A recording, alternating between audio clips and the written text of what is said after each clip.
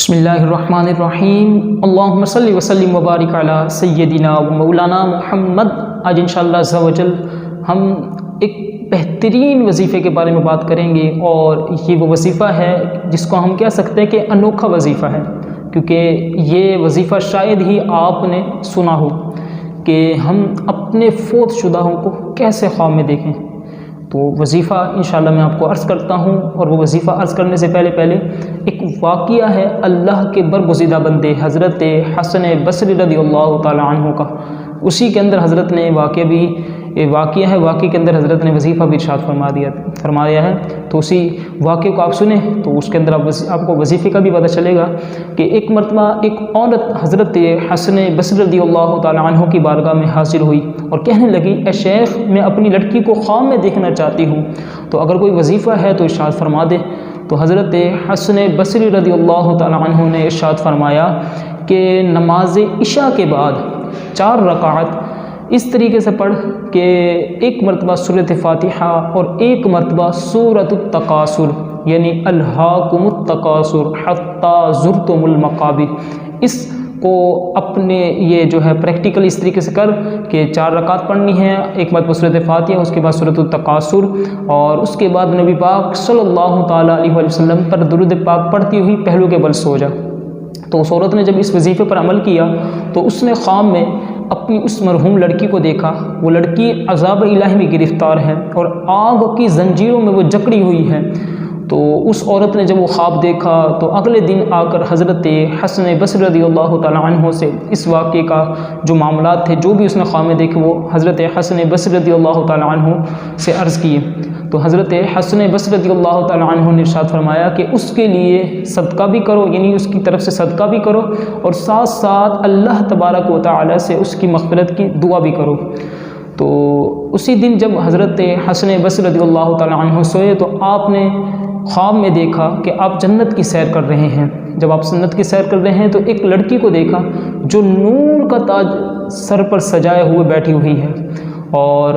جب اس لڑکی نے حضرت حسن بصری رضی اللہ تعالی عنہ کو دیکھا، کہنے لگی کہ اے شیخ، جانتے ہو میں کون ہوں؟ تو حضرت حسن بصری رضی اللہ تعالی عنہ نے ارشاد فرمایا، نہیں، میں نہیں جانتا تم کون ہو۔ تو کہنے لگی، میں اس عورت کی لڑکی ہوں کہ جس کو آپ نے وہ وظیفہ بتایا تھا۔ تو حضرت حسن بصری رضی اللہ تعالی عنہ نے ارشاد فرمایا، تمہاری جو ماں ہے اس نے تو معاملہ ہی کچھ اور بتایا تھا۔ اس لڑکی نے کہا کہ حضرت، میری ماں نے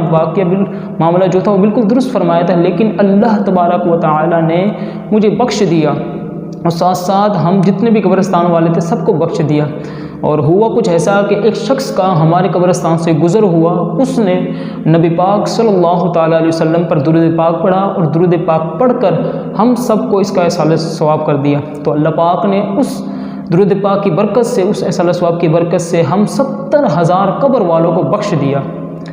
تو اب اس واقعے سے 2 چیزیں معلوم ہوتی ہیں۔ ایک تو یہ کہ نبی پاک صلی اللہ تعالیٰ علیہ وآلہ وسلم پر درود پاک پڑھنے کی کتنی بڑی برکت ہے، کہ بڑی سے بڑی مصیبت، بڑی سے بڑی تکلیف، کوئی بھی معاملہ ہو، سخت معاملہ ہو، کہ نبی پاک صلی اللہ تعالی وسلم پر اگر درود پاک پڑھ لیا جائے تو اللہ تبارک و تعالیٰ اس کو آسان فرما دیتا ہے۔ تو آپ بھی نیت کریں، میں بھی نیت کرتا ہوں انشاءاللہ عز و جل کم از کم 313 بار یہ ہے درود پاک لازمی ہم نے روزانہ پڑھنا ہے، کیونکہ علماء فرماتے ہیں کہ 313 بار کا جو ہدف ہے، جو ایک عدد ہے 313، اس کو کثرت میں شمار کیا جاتا ہے۔ تو ہم نیت کرتے ہیں انشاءاللہ عز و جل، میں بھی نیت کرتا ہوں کہ انشاءاللہ عز و جل روزانہ کم از کم 313 بار درود پاک انشاءاللہ پڑھا کریں گے۔ اور دوسری جو چیز ہمیں اس واقعے سے معلوم ہوئی وہ یہ ہے کہ جو ہمارا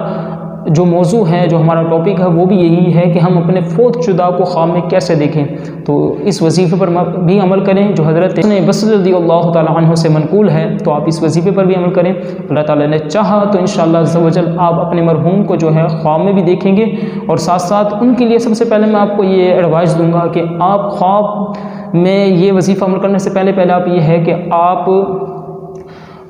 اس کے لیے، یعنی جس کو آپ خواب میں دیکھنا چاہتے ہیں، تو اس کے لیے کم از کم یہ ہے کہ آپ اس کے لیے اس کی طرف سے صدقہ بھی کریں، اور اللہ پاک سے اس کے لیے مغفرت کی دعا کریں، پھر جا کر اس شخص کو اپنا، جن کو آپ خواب میں دیکھنا چاہتے ہیں، اس کے لیے آپ وظیفہ کریں۔ اللہ تعالیٰ نے چاہا تو آپ اس کو خواب میں بھی دیکھیں اور اچھی حالت میں دیکھیں گے۔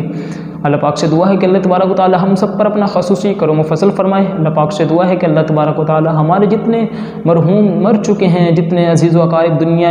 عالم سے دنیا ارواح کی طرف جا چکے ہیں، اللہ پاک سب کی مغفرت فرمائے، سب کے درجات کو بلند فرمائے۔